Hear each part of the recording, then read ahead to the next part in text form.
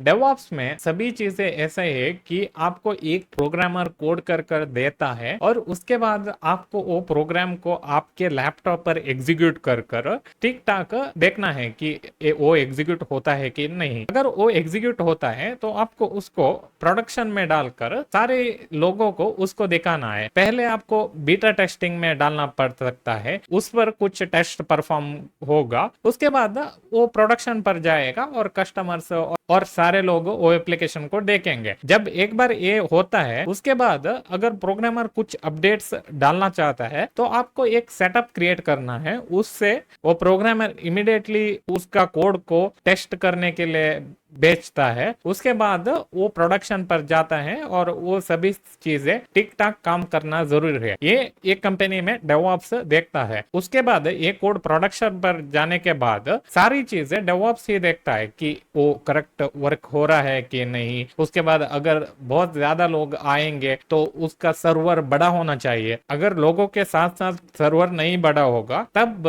वो website work नहीं करेगा, काम नहीं करेगा। जब आप बोलते हैं ना कि आपका वेबसाइट स्लो है, इसका मतलब क्या है कि बहुत सारे लोग उस वेबसाइट को एक्सेस करने के लिए ट्राई कर रहे हैं, तब डेवऑप्स वो सर्वर को बड़ा कर देगा। उसके बाद एक बार सर्वर बड़ा होता है तब बहुत सारे लोग उस वेबसाइट को एक्सेस कर सकते हैं। ये सब डेवऑप्स का काम है।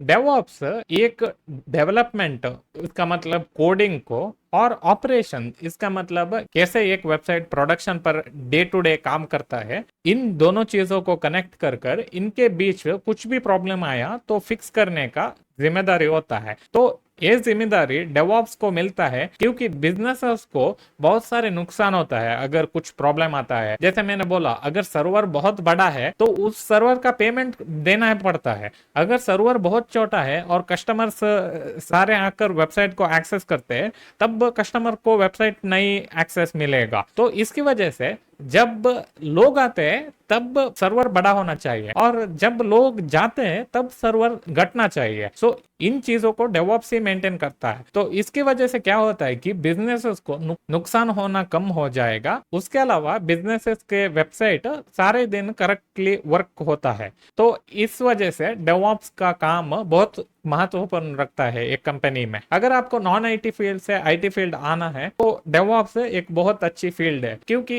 इस फील्ड में आपको कोडिंग करना नहीं है। अगर आपको इस फील्ड में जाने के लिए इंटरेस्ट है तो आसानी से आप कुछ डेवऑप्स की चीजों सीख कर आप डेवऑप्स फील्ड में एंट्री ले सकते हैं। उसके बाद बहुत सारी चीजें सीखनी है। मैं नहीं कहूंगा कि ये मुश्किल नहीं है या बहुत सारी चीजें नहीं सीखनी है, इसमें बहुत सारी चीजें सीखनी है, लेकिन कुछ भी मुश्किलें आए तो आपको स्टेप बाय स्टेप फिक्स कर सकते हैं। अगर आपको कोडिंग में जाना है तो बहुत सारी चीजों को आपको मालूम पड़ना जरूरी है और उसके बाद बहुत सारे प्रोजेक्ट्स बिल्ड करना भी जरूरी है। लेकिन डेवऑप्स में आपको बेसिक सीखने के बाद आप प्रोडक्शन में ही ट्राई कर सकते। उसके बाद आप टेस्टिंग में बहुत सारी चीजें सीखेंगे और उसके बाद प्रोडक्शन जाना उतना मुश्किल नहीं है। तो इसकी वजह से मैं आपको, अगर आप नॉन आईटी फील्ड से आईटी फील्ड में आने के लिए सोच रहे हैं तो डेवऑप्स एक बहुत अच्छा चॉइस है। तो इस वीडियो में फिलहाल इतना ही, नेक्स्ट वीडियो में देखेंगे। अगर आपको ये वीडियो पसंद आया तो लाइक करना मत भूलिएगा, सब्सक्राइब जरूर कीजिएगा और फिर मिलेंगे दूसरे वीडियो में। Bye bye.